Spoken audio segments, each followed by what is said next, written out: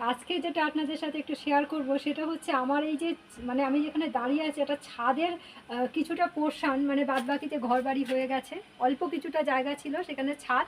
এবার মানে সারা এটাকে আপনাদের ঘুরিয়ে যদি আমি দেখাই, মানে জঙ্গলে যারা বেড়াতে যান, মানে জঙ্গল মানে অ্যাডভেঞ্চার যারা পছন্দ করেন, মানে বাঘ সিংহ যারা পছন্দ করেন, সেই রকমই যেন জঙ্গল, শুধু বাঘ সিংহটা নেই বললেই চলে।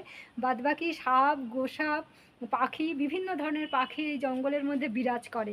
সকালবেলা তার একদম মানে ফার্স্ট সকালে উঠেই তাদের কিচিরমিচির আওয়াজ শোনা যায়। মানে শুধু জিনিসটা মানে দেখুন, এখানে একটা বিশুদ্ধ পরিবেশ মানে নেওয়া যাবে। এত সুন্দর মানে ঘুরিয়ে আপনাদেরকে দেখাচ্ছি, আপনারা এই প্রাকৃতিক পরিবেশের সৌন্দর্য উপভোগ করুন।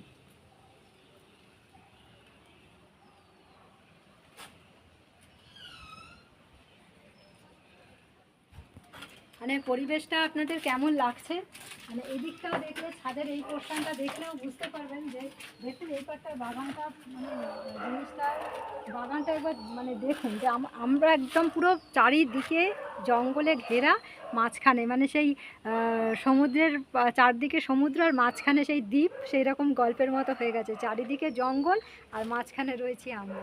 মানে চারিদিক থেকে যদি সাপ খুব অ্যাটাক করে আমাদের আর পালানোর উপায় নেই।